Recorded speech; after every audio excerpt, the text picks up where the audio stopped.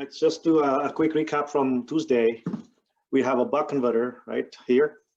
You can see from the switch on the input side, right? And then there's the output stage of a buck, right? So input stage of the buck converter and output stage of the buck converter.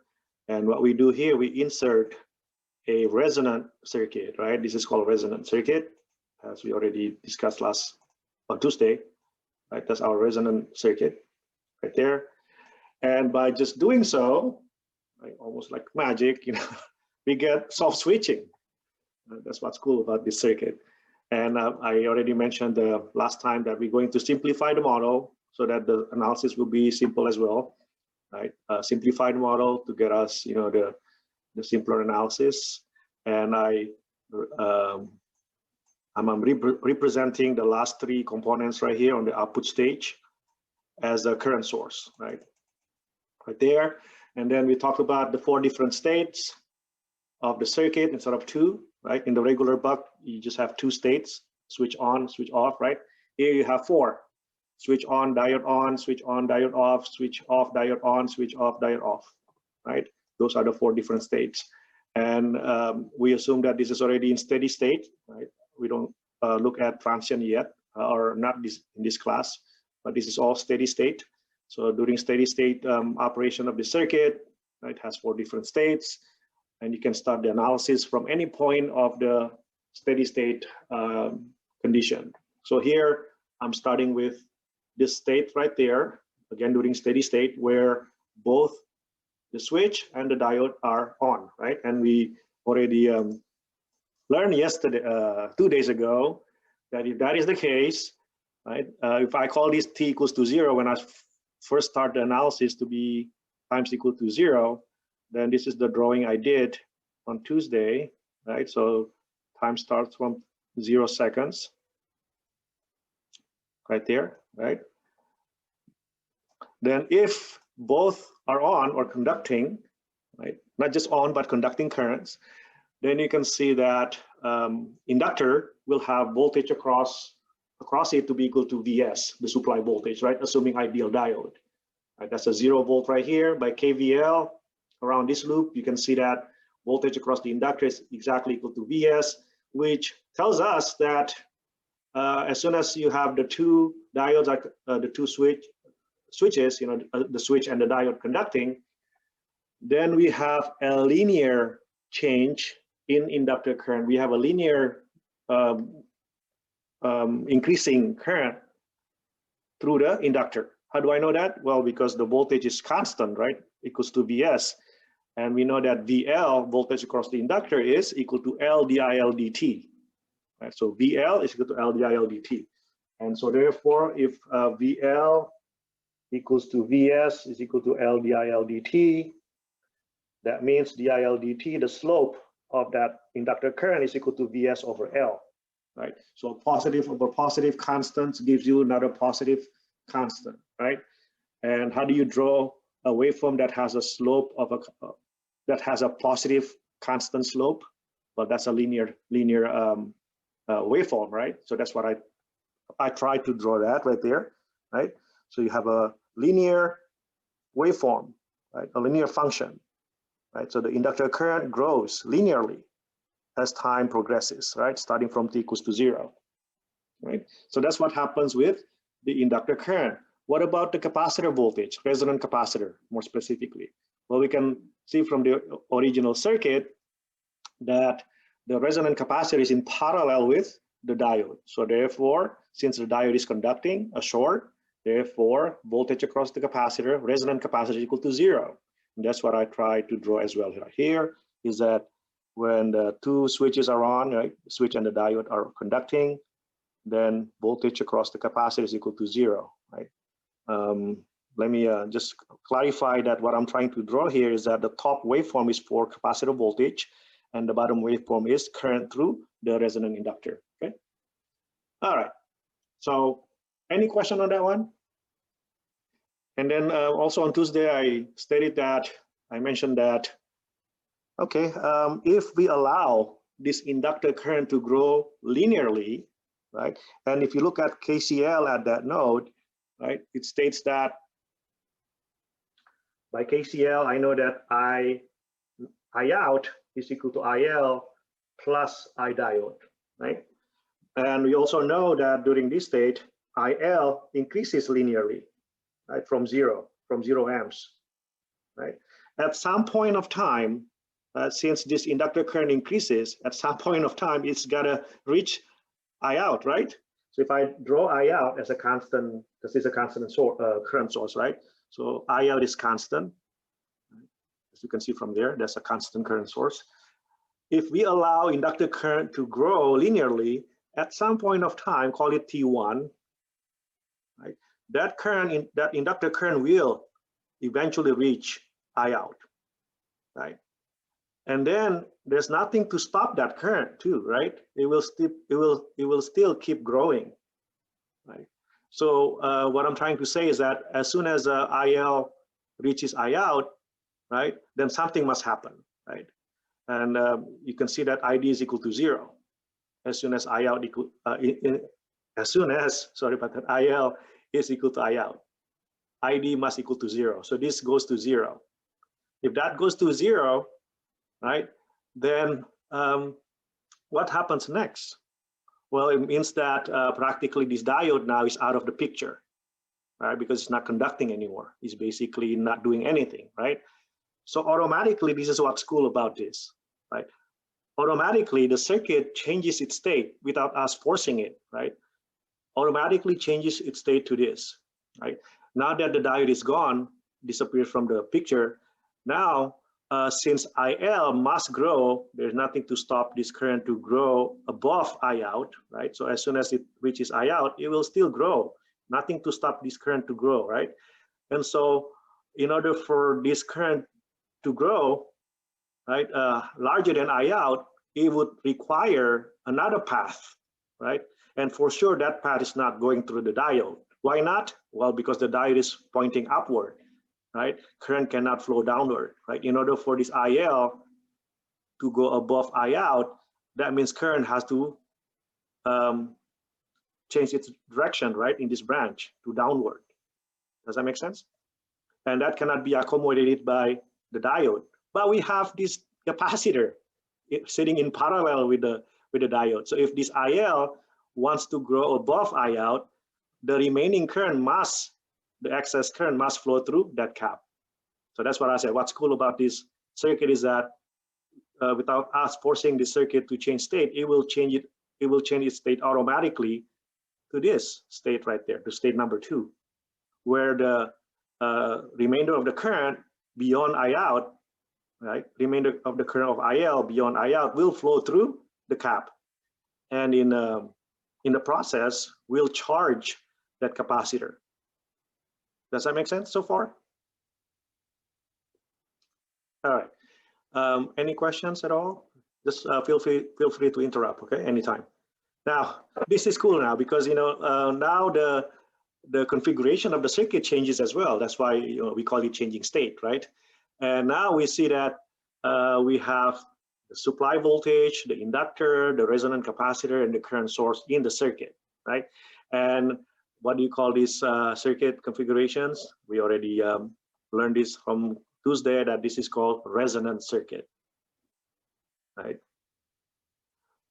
What's cool about resonant circuit is that even though the supplies are DC, both of them are DC, but the currents that are flowing and also voltage that are present in these two components, L and C, are sinusoidal, as we already proved.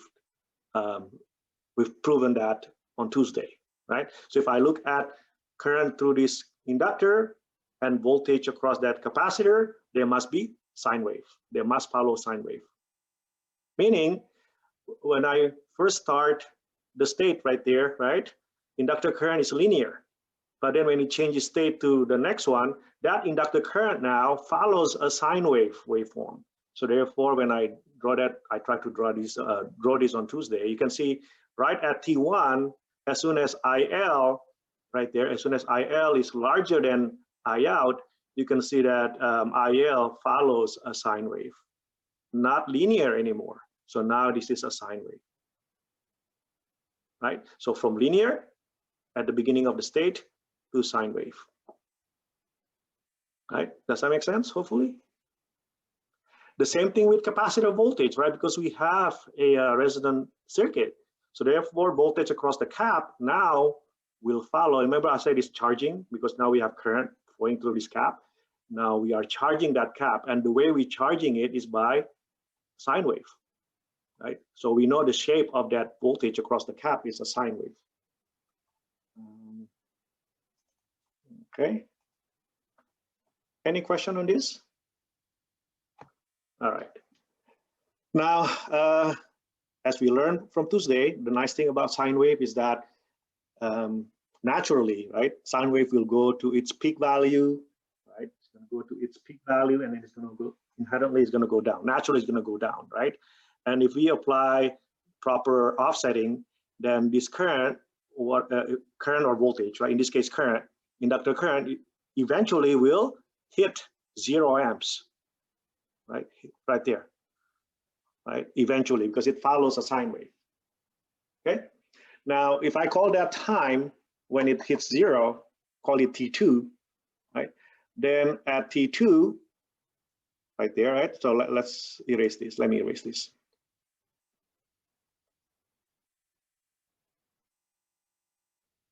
All right. So this current right here, right? Because it's resonant, it follows sine wave, and at the beginning, which is t equals to T1, right? The beginning of this state, it follows sine wave, and then it goes to 0, right? Because it's following the sine wave, and it will try to go negative, right? But the trick of the circuit is that, or the key for the circuit to work is that we need to have a unidirectional switch, right? So current can only flow from left to right. Remember, there's a switch here. So even though this inductor current tries to go negative, but it's being blocked by that switch, meaning that current, when it tries, inductor current, when it tries to go negative, it will not be able to, being clamped to 0, right? Because it's being blocked by that switch. And that's why as soon as it hits 0, it will stay at 0. Make sense?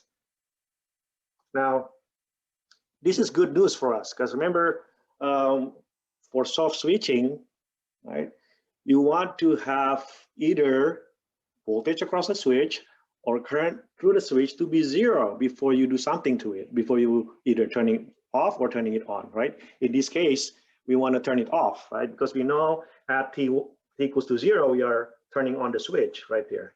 And then the switch is still conducting. So this is the gate signal. So the switch is still conducting. And then over here, the switch current is 0 amps right there. The gate signal is still high, meaning the switch is still on, but it's conducting 0 amps. Okay, so isn't that a perfect time for us to turn off that switch, right? Why? Well, because the current is 0, right? And if the current through that switch is 0, it does not matter what that voltage is across that switch, right? You turn it off at 0 amps, then guess what? Switching loss is going to be V switch times I switch. That's going to be 0, right? Because the current is 0. So whatever you have on the voltage, it does not matter. You're going to get 0 watts as the result of 0 amp through the switch. Okay, and that's what's so cool about this circuit is that the current through the switch. Oh, I forgot to mention, even though this is depicting current through the inductor, but keep in mind that inductor is in series with the switch, right? So this is also current through the switch. So as soon as inductor current goes to 0, so is the current through the switch, right? And now we know that the current through the switch is 0. Then we know that it is now ready for us to turn the switch off at 0 amp. I'm going to stop right there and see if there's any questions from the class. Is that clear? Is that good to everybody? How we get the soft switching? Yes? All right. Okay. Any questions at all? Yes. I had a quick question. Is this circuit topology associated with 0 current switching, 0 voltage switching, or both, just depending on where you put the switch and how you time it? Well, for sure is 0 current switching, right? That's for sure. That's how we started That's how we purposely control the circuit, right? Because take a look at this one. We are not controlling the sine wave, but we are controlling the gate signal right there, right? This gate signal right there, we have the control over it, right? And so deliberately, we want it to be zero current switching. However, does the circuit also give us zero voltage? Well, we have to take a look, right? When the switch turns off right there, is there a voltage across the switch? What do you think?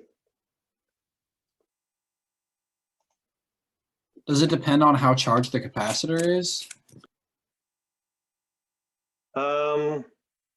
Okay, if you go to this picture right here, I'm trying to draw the same pictures right there. So that's why you don't need to take notes, because the pictures are there for both the capacitor voltage and inductor current. So you can see that if you look at the time we turn off the switch, that's this right here, right? Right there, that's when the switch is turned off. You can see that in this example is right there. That's when we turn the switch off. For sure, the current is zero. That's the purpose anyways, right? But what about voltage? Well, look at the capacitor voltage. Capacitor voltage is not zero, right? But keep in mind that capacitor voltage is not equal to the switch voltage. And then how do we find out about switch voltage? Well, do your KVL, right? KVL around this loop states that voltage across the supply must equal to the voltage across the switch plus voltage across the capacitor. Well, what about the voltage across the inductor? Well, it must be zero, because voltage across the inductor is L dIL dt, right?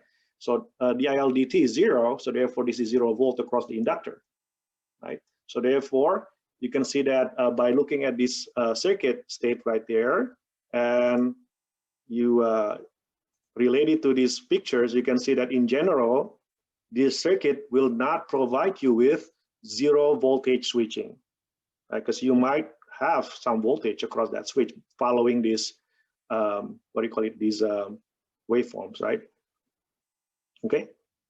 So right when the inductor current goes to zero, yes, the switch voltage is zero, but just right after that, you can see that as soon as, let's go back here. As soon as BC goes below VS, then there's going to be a voltage across the switch. You agree with that statement? Anybody disagrees with that? Right. The only time switch voltage equals to zero in this state right there is when VC is equal to VS. That's the only time, right? But we know that happens very quickly, and as soon as inductor current goes to zero, right after that, we're going to have voltage across this switch, right? Because these capacitors start to discharge to be less than VS, as you can tell from this waveform, right? As soon as current goes to zero, capacitor continues to discharge below VS, right? That means the remainder of the voltage must be across the switch. Does that answer your question, Nick? Yeah, so it seems the first to the second state's caused by the inductor charging, and the third to the fourth state's caused by the inductor or the capacitor discharging, right? Sorry. In terms of what, though? I mean, what your statement is true, but in terms of what? No, I was just double checking.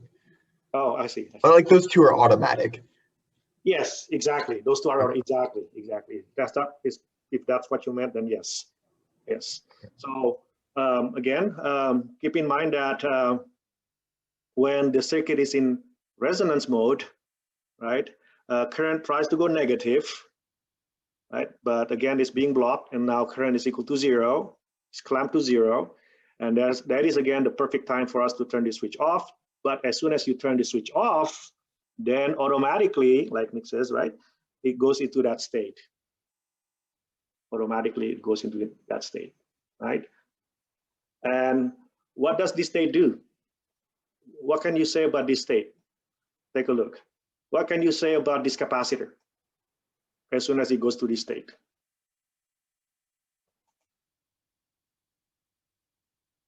look at how capacitor is connected to the load, right? It's in parallel, and the load is downward, right? Current, and it has to flow this way, right? Now, if you look at the current direction with respect to the polarity of the voltage, you can see that current now is leaving the positive side of the capacitor. So I know for sure that when the switch is off, capacitor is already discharging, right? And not only that, this capacitor is discharging by how much current? By KCL?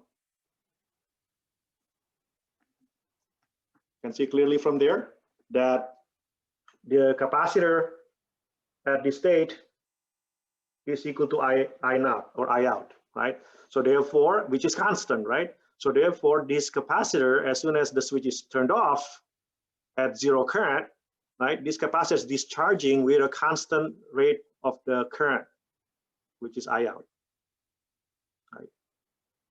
Or constant, I shouldn't say constant rate. It will be discharged by a constant current, there you go, of the negative of the load current right there, okay? So that means that, I should say this is the wrong equation, sorry. This should be minus right there. There should be a negative sign. Right, so now I know that IC at the same time is equal to C dVc dt, right? And that's equal to minus I naught.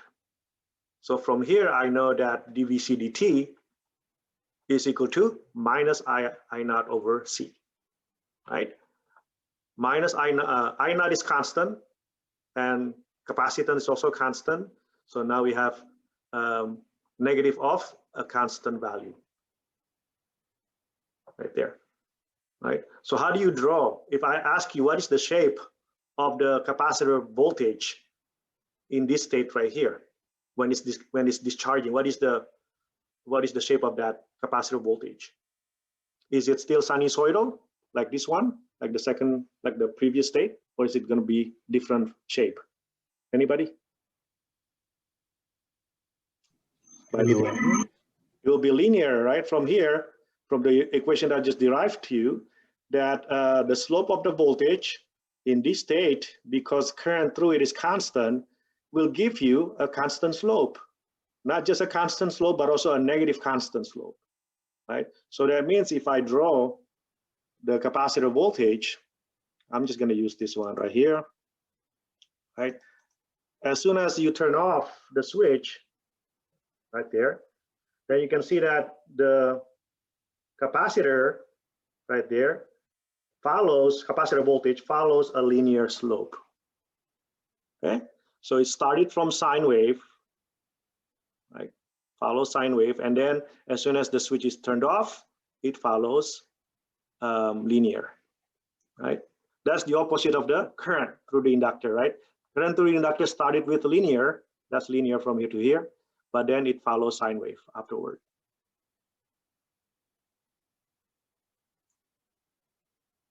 Does this make sense to you? Any questions on this? So if there was no load, it would always be in like the resonant mode, right? We would never be pulling current off of it on that initial linear section. If there is no load, then the offset will go down, right? And then, yes. But the thing is, you know, on paper, you know, like you see here, yes, that is correct. But in theory, you need energy, right? Yeah, in reality, there'll be losses in the resonant circuit as well, right? Yeah, meaning you're going to have an output current.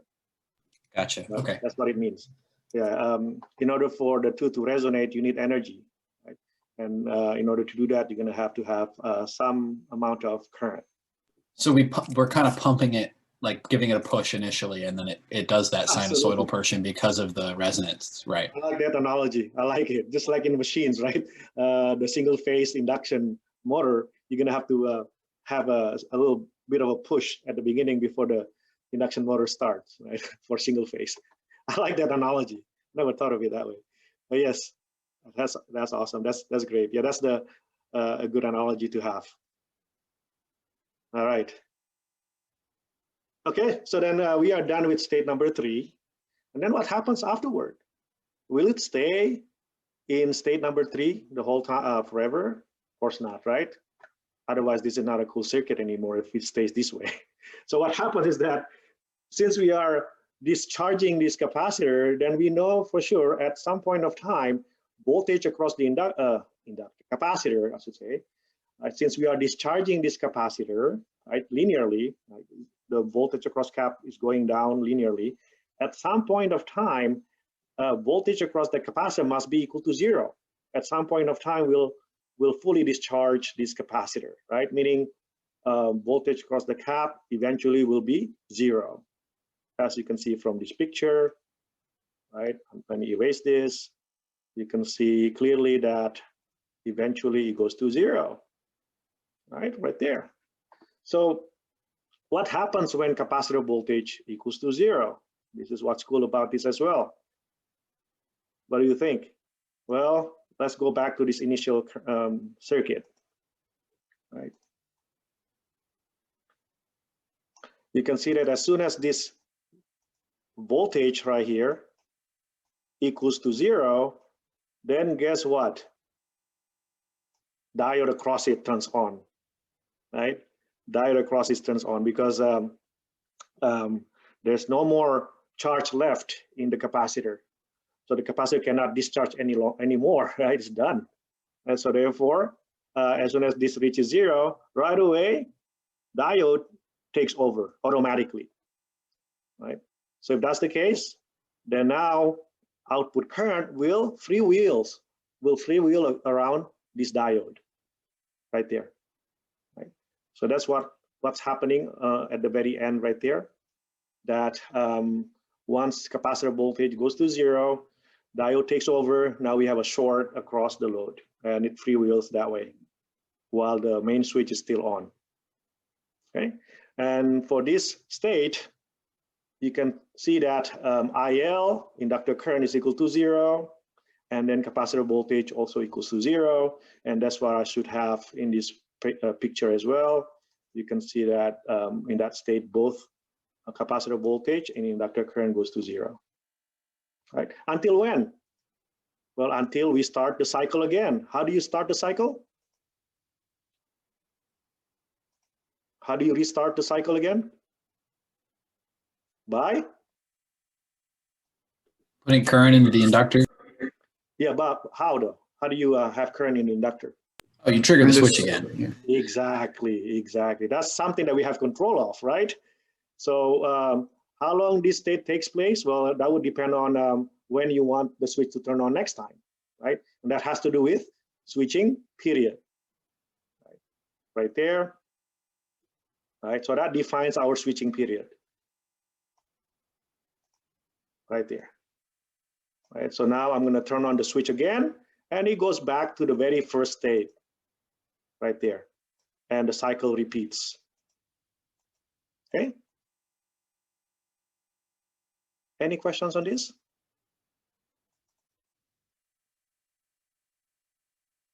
No?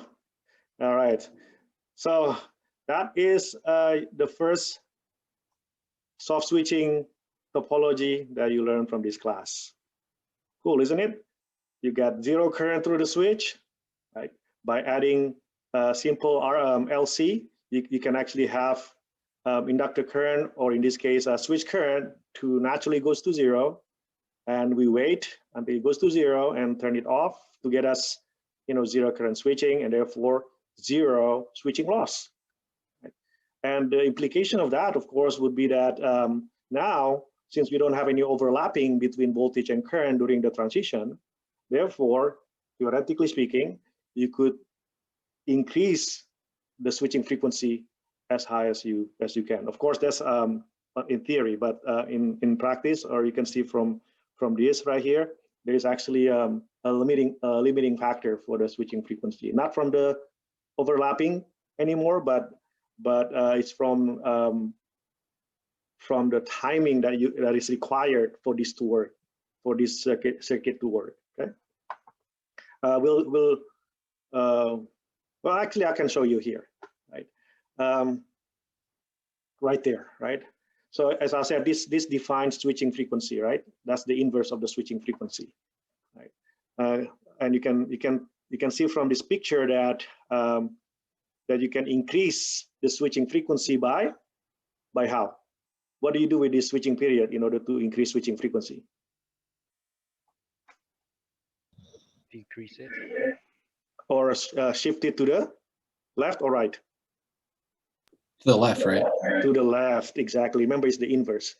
So if we make the switching period to be shorter, right? You move this T to the left, then that means you are increasing the switching frequency.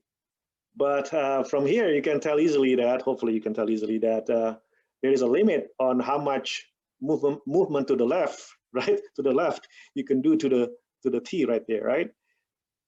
You agree? Can I move T to here? No. No, right? Because then look, if I move T to here, then watch, you still have some voltage across the cap. So if you start the cycle that way, then imagine there's going to be voltage, build up on that cap until that cap blows, right? So that's a no-no. So you're basically like fighting the resonant circuit at that point, right? Your switching frequency is too high for the resonant frequency of that LC circuit. I wouldn't say fighting the resonant frequency. I would say you're still allowing the resonant frequency, right? You're still allowing resonance to occur, but you're not fully discharging the system before you start pumping it again, right? Though. That's correct. Yes. Yeah. So you're not utilizing the resonant waveform correctly, right? If you do it that way, right? There's still some charge left in the capacitor. Okay. So what would be the limit of T then? Can you tell from this picture? Anybody? It's 1 over T1 plus T2 plus T3, or T1 plus T2 plus T3. Simpler than that. It's T3. T3, exactly. Imagine if I move this T to here, theoretically speaking, of course, right? Then I should be able to, right? If I do it that way. Because at that point, look, capacitor voltage is already 0. So theoretically speaking, you should be able to start the cycle, right? Like that, and then like that, and so on and so forth. Okay. So you can see that for this circuit to work, the timing has to be done correctly as well. And that means that the limiting factor for the switching frequency, even though from overlapping voltage and current point of view, there's no limit, but in order for this circuit to work, the switching frequency has to be limited to be 1 over T3, right? Smaller than 1 over T3. Does that make sense? So that's our limiting factor right there. Okay, now you can see that, okay, now I know from this picture, I hope this makes sense. Anybody has any questions on why switching period cannot be less than T3? Right. If that's clear, then the next question is, okay, so then if T3 is important to know, then can we find out what that value is? Because it is crucial, right? It will be nice to know what T3 is in seconds, right? So let's say that T3 turned out to be 10 microseconds, then we can easily determine what switching frequency we want for this circuit, what maximum switching frequency we want for this circuit, right? If we can somehow attach numerical value to T3, right? And for the same reason, T1 and T2 will also be important to know, because T1 tells us when this inductor current start to resonate, right? So we can clearly see that T1 is important because that's when resonance start to occur. And T2 is important because that's when inductor current goes to 0. Right? Okay, so that's next. Right? Now that we are done with circuit analysis, or actually we're not done yet. I'll ask you some questions. Actually, let me ask you now before we go to the math. Okay, how do I do this? The answers are already there. If you have the book in front of you, please close it. Otherwise, it'll be cheating. Okay, I'll consider that cheating. I'm going to erase this. I'm going to erase that. All right. Okay. Let's focus on this state. Right. So for that state, I know that inductor current is following sine wave and capacitor voltage also following a sine wave, right? My question is, at some point of time,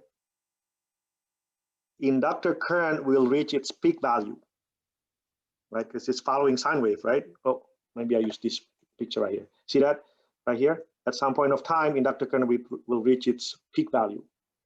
My question is when? And maybe the first question I should ask you is, why is it important for you to know the peak value of this inductor? Anybody knows the reason why? Because your switch is going to have to handle the peak amount of forward current that inductor sucks, right? Well, a switch usually is rated based on average current, right? But eventually you also have to size inductor, right? And how do you size an inductor?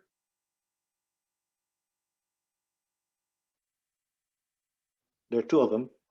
What are they? The max switch current and the reverse voltage. Almost. How do Frequency? you size in inductance? When I just give you the answer. What are those two? Somebody? From EE411, when we size inductor in a buck converter, what values are you looking? What two values are you looking for inductor? Peak to peak ripple of the current. No. When you go buy an inductor, what two values you need to have before you purchase an inductor?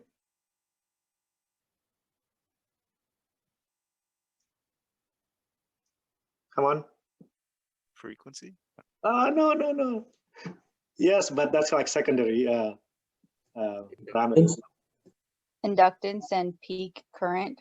Very good. Inductance and peak current, right? Those are the two things you need to know before you purchase an inductor, right? Now, the reason why I want to ask you when inductor current reaches its peak value, because that's going to be an important piece of information, right? Because that peak, right, will be something that you need to know as well when you sizing this inductor, right? Remember from EE411, the two parameters that you need to size an inductor is inductance value and saturation current of that inductor, IL peak, maximum current through that inductor, okay? The switch, on the other hand, the way we size the current through the switch is not from its peak value, but rather from average current through that switch, right? So it's not peak, but average for the switch. And for the voltage across the switch, that will be the max across the switch, right? Okay, so that's just a refresher from EE411. So then back to my question. So now you know the reason why I'm asking this question. Using circuit analysis, when does this inductor current reach the peak value?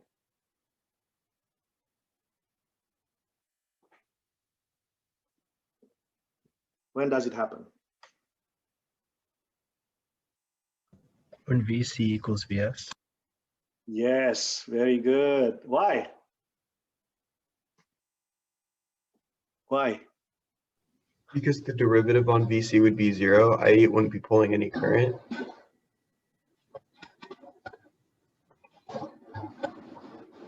Say it again. Say it again. Nick? Is it Nick? Sorry, Larry Drew, I was doing dishes. Because VC would be at its maximum, i.e. its current would be, or its derivative would be 0, so its current would be 0, right? Okay, almost. You said when VC is equal to VS, you said that it is at its maximum across the cap. Is that what you said? Yeah.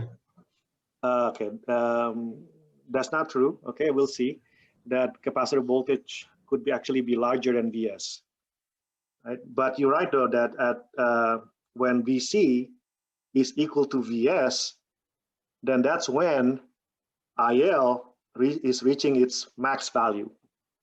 Right? I think I heard something about dVc/dt and dIL/dt, and that's what I will be using as well, right? Because again, if this voltage right here is Vs, or V of S right there, same as the supply voltage, that means voltage across the inductor is 0. Yes, you agree with that by KVL around this loop? And now I know that VL is equal to 0, and what is VL equal to? L dIL/dt. And so therefore dIL/dt is equal to 0, right? And you know from calculus that one condition when the slope is 0 is when the waveform reaches its peak value, right? So remember that this current is following sinusoidal, right? So the slope increases, and then when it's reaching its peak value, the slope goes to 0, right? And then it starts to go negative, right? So that's when dIL/dt is equal to 0. You agree? All right. So that's how I know when these what is it again that I said earlier? That's how I know when this inductor current reaches its peak value, right? And because of that, because I know that that happens when Vc is equal to Vs, then if you look at this picture right here, when Vc is equal, right there, when Vc is equal to Vs, see that Vc is equal to Vs, you can see that inductor current reaches its peak value. And by the way, I didn't draw this, okay? I didn't draw this waveform. I got it through, I got this through simulation. Right? I use ORCAD PSpice to draw to get these waveforms. Right? So these are not made up. These are obtained from ORCAD PSpice. Right? So after I simulated it, and I can verify that yes, when Vc is equal to Vs, inductor current reaches its peak value. Okay, and you know what I'm going to ask you next, right? What am I going to ask you next? Well, if I ask you when inductor current is at its maximum value, then I'm going to ask you the same thing for the capacitor. When does this capacitor voltage reaches its maximum value? When does this capacitor voltage reach its maximum value?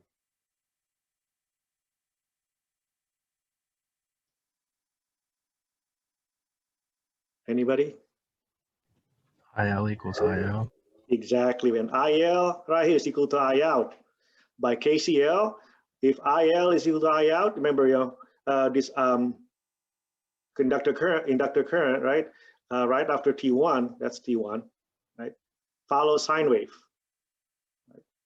And here's your I out right here. Right? So when inductor current reaches I out right there, exactly I out on its way, coming down from sine wave, then by KCL, I know that IC must be equal to 0, right? And then you apply the same equation as you did in EE411, C dVc/dt, right? And this is 0 amps now. So then you know that dVc/dt is equal to 0, right? The slope of that capacitor voltage at that point must equal to 0, right? And we know that at that point, for this state, capacitor follows sine wave, right? It's going to go up and it's going to come down. So now we know that the peak value of that capacitor voltage occurs when IL is equal to I out. Let's verify with my drawings, my waveforms here, right there. You see that? Hopefully you can see that the capacitor voltage is reaching its peak value when the inductor current, when it's on its way, coming down from sine wave, is equal to I out. Right, that's the proof to you. Okay, so it would then be important to, to be able to know what that time is, right? When it reaches the peak value, let's call it C, I don't know. And then here you can call it, TL or something like that, right? And how do we do that? Well, we have to be able to analyze the circuit mathematically, right? So what we just did is we answered those questions, right? Understand the operation of the circuit by using circuit analysis, right? But next is, okay, if you want to get into the details on, okay, what are the values of, these timings, T1 through T3, then we're going to have to look at the equations more closely. So that's what I'm going to do next, okay? Right here, and some of the equations I've already done when doing the circuit analysis, right? Such as VL, DIL, DT, and so on and so forth. So I'm going to go through these rather quickly. Right here is the first state, right? When the main switch is on and diode is on, and this is not a resonant circuit. There's only one energy storage there, and so the equation that you have for this state, right, will be VL, right, is equal to VS. We've seen that before, and so therefore the slope is equal to VS over L, right? And if you want to find out the equation for the inductor current, remember the linear function of the inductor current? You could by integrating this equation, right? So if you integrate that equation, take the integral of that equation right there, see that? And then I take the integral of that right there. Then you get the equation for, at the end, you get the equation for the inductor current from 0 to T1. So this is only true from 0 to T1. Am I? Yeah, right there. I just want to make sure that I have the interval, right? So going back to the waveforms, again, the equation for that IL is linear, and that's only true. Oh my God, it's so crowded here. It's true or it's valid from 0 to T1, right? It's only from here to here. Okay, and the equation for the capacitor voltage is trivial, right? It's just 0 volts, as you can see from there, right? So that's going to be easy, right? Voltage across the cap right here, because it's across the short, must be equal to 0. But the current equation through the inductor follows a linear function. And what is that linear function is? What is that linear function? Is this one right here. IL is equal to VS over L times T, right? What is it right here? Yeah, right there. Okay, so then from here, I should be able to solve for T1. Right? Remember that it increases linearly from 0 to T1, right? And there's the equation for that linear slope. Right? So again, IL of T is equal to VS of L R times T. If you want to know what T1 is, then you have to know the condition that occurs at T1. What happens at T1 right there? What is the IL equal to at T1? Well, we know from the previous analysis that at T1, IL is equal to I naught or I out, right? So I know that this at T1, so IL of T1, that's equal to I naught. That's equal to VS over LR times T1, right? So from there, I can solve for T1, right? Which is equal to I out over LR. No, I out times LR over VS. Yeah, right here. Same thing, right? Okay, so that's how you calculate T1, right? Numerically, in seconds. I out is typically given. You should know I out, right? And then LR is a fixed value you have to choose before you design the circuit. And supply voltage, again, is something that you should know when you design the circuit. So knowing all three, you should be able to get T1. Any question on this? Again, VC should be 0 at this point, right? Okay, so the next state is when we have the resonant circuits, right? So this is the long one, of course, because we have resonance. So now we know that this inductor current must follow sine wave, and capacitor voltage also follows a sine wave, right? So we did this, right, on Tuesday, using KCL and KVL. You get two equations, two unknowns, remember that, right? So two equations, two unknowns, so you have to be able to reduce the equation into one equation. And that's what I did right here. I'm not going to go through this in detail because we did it before, right? And at the end, you get or is it one equation, one unknown, which is right there. Right. So I got rid of VC from the equation. So all you see here is IL. Everything else constant, right? And from here you should be able to solve for I of L times I of L of T. I need to drink my water. Hang on a second.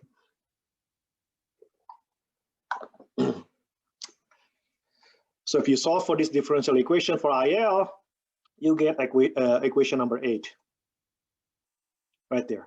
Okay, so you can see clearly that this is a sine function, right?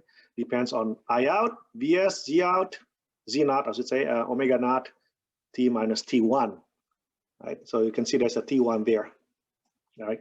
That's the initial condition of the timing, right? Because it starts from T1 and ends at T2, okay? Now, this is a good equation to have. Remember I said earlier, remember I asked you earlier about the peak value of inductor current, right? Don't you get it from here? Right? We have the inductor current equation right there. So from here, I should know what the peak value is of the inductor current. Before we know at what time the inductor current reaches its maximum value. But now I know the equation to find that maximum value, right? And that happens when the sine function goes to 1. But as you know, a sine function goes from -1 to +1, right? So this happens, the maximum of IL occurs when the sine function goes to 1. If that's the case, then you can see that the max value of that inductor current is equal to I out plus Vs over Z naught. Okay, that's how you would size the saturation current through the inductor. Any question on that? Okay. Good. All right, and that's inductor current. What about capacitor voltage? Well, capacitor voltage is also a sine wave, right? How do you get the equation for capacitor voltage? Well, as soon as I have, oh my gosh, once I have the equation for the current right here, inductor current, then I should be able to plug that equation back into one of the differential equations, such as this one right here. See that? VC of T, that's what we're looking for, right? The equation for voltage across the cap.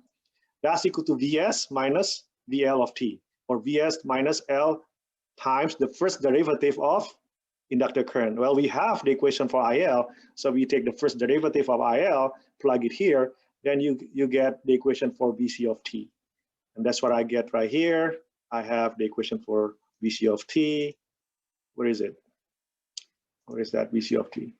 Right here, right? So from here to here, you get VC of T. Again, just to verify that you get a sine function as well, right? Now, remember, Nick, you said that the maximum voltage across the cap is Vs. So this is a proof to you mathematically that voltage across the cap could actually be higher than Vs, right? By looking at this equation, right? How do you get the max voltage across the cap? That happens when the cosine function goes to what? -1. It goes to -1, right? So if you plug in -1 for this function, then you can see that it's going to be 1 minus -1, so that's going to be 2. So therefore, the peak voltage across the cap, right, is going to be 2 times the supply voltage, which is a disadvantage of this topology, right? In a regular buck converter, right, that's not going to happen. But here you can see that the the capacitor voltage, in this case, resonant capacitor voltage, has to be rated twice, at least twice of the supply voltage. Okay. And keep in mind as well that diode is across that cap, right? Where is that diode? Right there. So diode is across the cap. So VC max will also be equal to VD max, right? So if you're sizing this diode in terms of the voltage rating, that's going to be the same as VC max, because it's in parallel with the capacitor. Okay.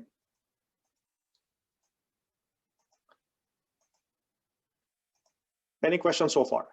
Now, we have not looked into timing yet, right? Which is T2. We already found T1. What about T2? Let me go back. Sorry about this. Let me go back to this waveform. Right there. So we found T1 already. Now I need to find T2, right? Why? Why is it important? Because T2 tells us when inductor current goes to 0. See that? And for state number 2, right, the equations for state number 2 only is valid between T1 and T2. Right? So how do we obtain the equation for T2? Where here goes. We have the equation for IL already, right? Where is it? Right there, that's the equation for IL.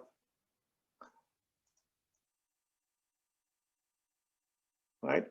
So then we can utilize this equation to find T2, right? I know what T1 is, and T1 is in the equation, right? That's from the previous state. But what about T2? Well, in order to find T2, I need to find this unique condition, right, of the inductor current at T2. And we know that from the waveform, right, that at T2, IL is equal to 0, right? So therefore, that's what I'm going to do here. At T2, current is equal to 0, and then just set that equal to our inductor equation right there, except now T becomes T2, right, because we are doing IL at T2. So the T changes to T2, and that equals to 0, right? 0 amp. So from here, you can solve for T2 minus T1, right? And here's the algebra that I did for you. I'm not going to go through this, but go ahead and please look at this derivation and let me know if I made a mistake here. But at the end, I get the interval T2 minus T1 to be equal to this term right here. Okay, but I'm not interested in T2 minus T1. I'm interested in T2. But therefore, I move T1 to the right-hand side of the equation. See that? And now I know the equation for T2. And as you can see, T2 is a function of omega naught, I naught, Z naught over Vs, pi, and then T1. And do we know T1? Yes, we do, from the previous equation. What was T1 again? Forgot. Was it I out, I naught times LR over Vs, right, from the previous state? Right, this is from state number 1. Any questions on this? So now I have the equation for T2, and then now or next is state number 3. That happens between T2 and T3, right? Okay, so this is when this is what happens after we turn the switch off, right? And you can see, redraw that circuit here for state number 3. And here we have trivial equation for IL, because you know that IL is equal to 0. Right, so I won't go through that. That's easy, right? IL is equal to 0, but VC is not, right? VC is not equal to 0. VC, as you can see, is discharging, right? Following this equation, IC is equal to C dVC dt, and is equal to minus I out, right? And so from here, dVC dt is equal to minus I out over CR, right? So that's the equation for dVC dt, right? If you want to know the equation for VC, then you can take integral of both sides, right? So you can see that once you take the integral on both sides, and you get this equation right here, right? And then if you carry out the integral equation, you get the final equation to be this equation right here, right? So that's the equation that describes the discharging voltage of the capacitor, okay? And it's a linear function, as you can see from this first part of the first term of the equation. This is just an initial condition, so it's going to be a constant value. That's voltage across the cap at T2, okay? So then, just like before, right, I found T1, T2, and now I need to find T3. Right, what is the importance of T3? If you look back into that waveform, T3 is when capacitor voltage goes to 0, when it's fully depleted, right? Its energy is fully depleted. That's when we have T3. Can we find T3? The answer is yes, right? You have the equation for voltage across the cap. So just go ahead and plug in T is equal to T3. Then what do you get? Right here. And what do we know about voltage across the cap at T3? Well, we know it's 0 volts, right? It's fully depleted already, so that's 0 volts. And the equation now becomes, instead of T minus T2, now it's T3 minus T2, right? Do we know what T2 is? Yes, we do, right? So you can plug in T2 in that equation right there, right? And then you get a longer equation right here, right? Right there. And then you solve for T3 minus T2, right? You can solve for this, right? And you can see that T3 minus T2 is equal to the right-hand side of the equation, but I'm interested in finding T3, not T3 minus T2. So I did the same thing as I did before. I do the same thing as I did before. I move T2 to the right-hand side of the equation to isolate our T3 on the left-hand side of the equation. And I have a new equation for T3 right there. Okay, and as you can see, T3 is also a function of I naught and CR VS omega naught T2 minus T1, which we do know from the previous two states, right? We do know these two values, plus T2, which we also know. Okay. Any question on this? Lastly, the very last state, I have the circuit right here, and here it should be easy, right? What is the equation for inductor current? That's 0, 0 amps, right? What is the equation for capacitor voltage? Well, that's 0 volts because it's a short across it, right? So that one is trivial, and I don't think there's any derivation for that. Okay. Any questions on this? No? If not, let's look at the next topic, which is how do you get the average output voltage out of these circuit, right? In a regular or standard buck converter, V out is equal to D times V in, right? What is the transfer function here? Well, it's not as easy. In here, I'm going to use energy balance, right? The energy in should be equal to energy out, right? So energy in, right, that's right here. That's equal to 0 to T of the power supplied by the voltage source with respect to time. And that happens from 0 to T, right, the entire period. And if you look at the waveform, let's look at the waveform, right? And oh, sorry, before I go there, you can see that P of S right there is equal to Vs times Is, right? So this is equal to Vs times Is. But Vs is constant. That's why Is is going to be a function of time. And if you look at the circuit that we have here, you can see easily that supply current is equal to inductor current, isn't it? Because they're in series, right? Right here. You can see that supply current is equal to inductor current. They're in series. And so therefore, if you look at the inductor current, which also represent supply current, the inductor current only exists from what to what? From what time to what time? Only exists from 0 to T2. See that? So therefore, the limits on that integral is from 0 to T2. In case you're wondering why I changed the limit from 0 to T to 0 to T2 to find the supply power or energy in this case, sorry. Where is it? Oh, up there, right there. Okay, so now you understand why it becomes T2. And again, supply current is equal to inductor current. That's why I use IL of T. And why is this important? Because we do have the equation for IL of T, right? We have that equation. And this equation has to be two equations. Because remember, from 0 to T1 is linear. And from T1 to T2 is a sine function, right? So that's why when you calculate this integral, IL of T will be two equations inside. 0 to T1 and T1 to T2. For the output, right? Energy on the output is the integral from 0 to t of the output power in terms of instantaneous output power with respect to time, right? And that is equal to the average of the output voltage times output current, which is constant, right, times the period, right? So therefore, since I like to use frequency rather than period, I rewrite the equation in terms of frequency. So that's going to be V out times I out over switching frequency.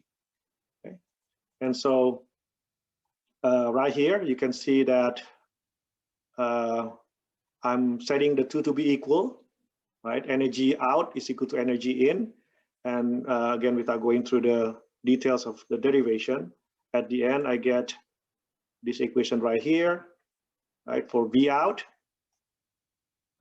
and then which I rewrite in the simpler format, simpler equation, I should say, to be V out equals to all of these terms right there.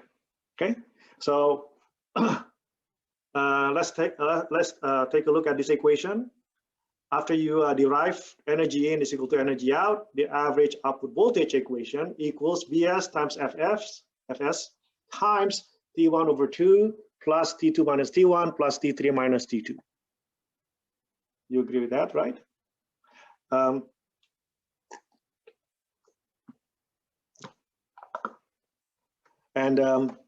From here, you can see that the average output voltage is a function of given fixed voltage input.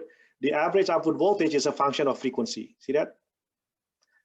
That does not happen in PWM buck, right? In PWM buck converter, output voltage is equal to duty cycle times input voltage, right? Regardless of the frequency. Here, if you change the frequency, you're going to change the output voltage, right? So it's not PWM, as you can tell. Another thing that that is worth noting is that if you look at the equation for T1, T2, and T3, every single one of them is a function of I out. What is I out? I out is our load current, right? That means average output voltage, if you use this topology, it will also be dependent on the output current, right? Because every single one of this timing is a function of I out. Okay, so those are the two things that you need to be aware of, is that the average output voltage for the circuit is a function of switching frequency, as well as the a function of the output current. Now, for the output current, I think it will make sense if you look at this right here, this equation, these waveforms that I have earlier.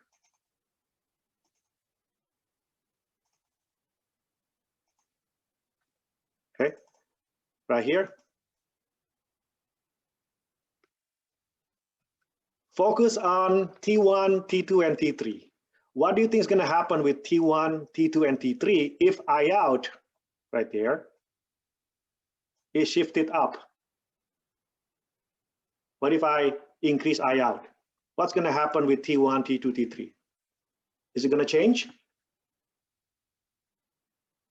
Are they going to change or no? Yes or no?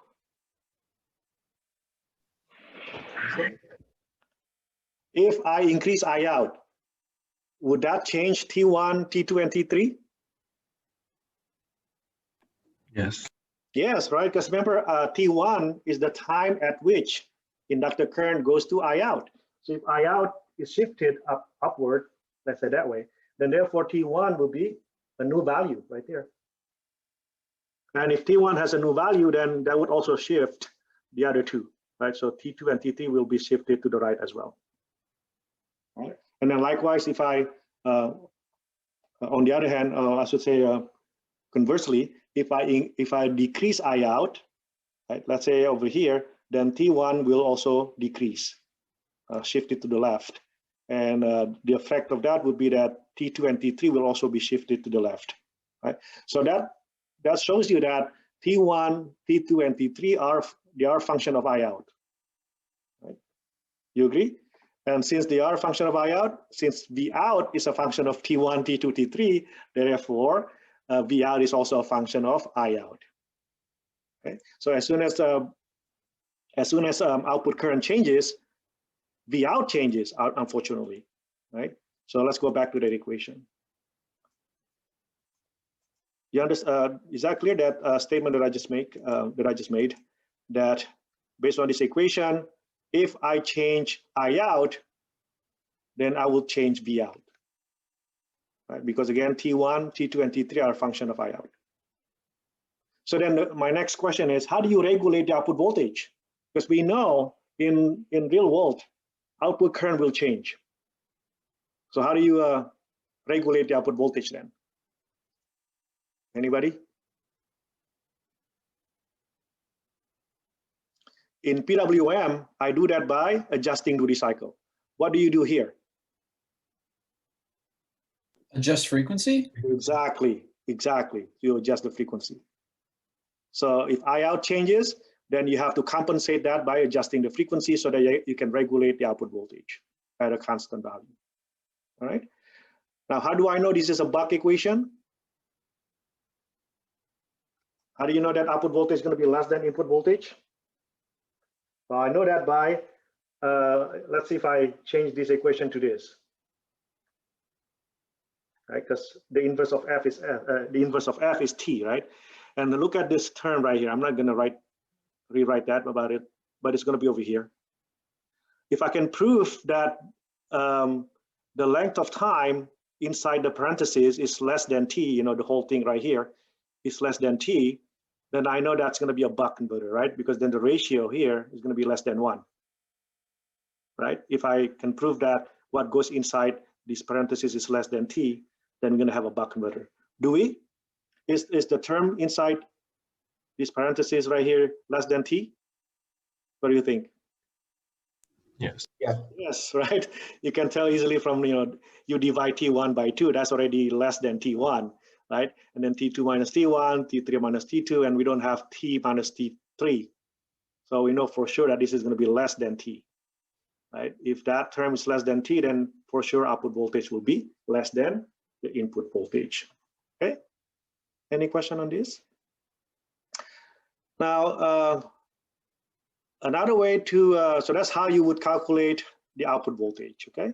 Another way to get an output voltage is by estimating the output voltage through graphical approach, right? And this is a long derivation that I did, right? Typically not found in any textbook, but which is kind of annoying to me. That's why I derived it myself. And the bottom line is that I'm just going to show you the end equation right here, is that if you derive the output voltage equation, right, you can see that it's a long equation, but the story behind this equation is that, or the key point behind this equation is that the ratio of the output voltage over the input voltage, you see that, V out over Vs, right there, see that? Right there. What is it? Oh, right here. Right, the ratio of output voltage over input voltage, that's another one right there. Turned out to be is a function of the ratio of the switching frequency over resonant frequency. So F naught is resonant frequency, right? So therefore, I could generate curves, family of curves from this equation, right? Which will be a function of RL over Z naught, as you can see, right? So RL over Z naught appears in this equation as well, right? So if I give a fixed value of RL over Z naught, and I know what the ratio is of the switching frequency over the resonant frequency, then I would be able to determine our output voltage. All right, let's quickly right here, I already graphed this for you. So family of curves on the y-axis, you have the ratio of switching frequency over resonant frequency. And on the x-axis, you get the ratio of output voltage over input voltage. And every single plot that you see here, that's going to be RL over Z naught, right there, okay? Which I call lowercase r. So if the ratio is 0.5, that's the curve, right? With respect to the ratio of switching frequency and resonant versus output voltage over input voltage. If I change the ratio of the output voltage, output resistor to characteristic impedance to 1, then the curve changes to that curve right there, and so on and so forth, right? So by knowing the ratio here, and by knowing the supply voltage, and the ratio of this ratio right here, then you should know, or you should be able to determine the output voltage, okay? All right, and yeah, unfortunately, I won't have time to go over the examples today. I'll do that next time, but at least the concepts now we've already learned from today's class. 2 ways of achieving output voltage. Number 1 is, exact solution, right? The equation that we had earlier, right here. Oh, not that one, the previous one, okay? And the next one is estimation of the average output voltage through graphical approach, right? This is just an estimation, okay? Because it depends on how accurate you read this curve, right? So those are the 2 methods. And that will be the end of this section, but again, I'll go over the examples next time. Any questions on this? Let me stop sharing.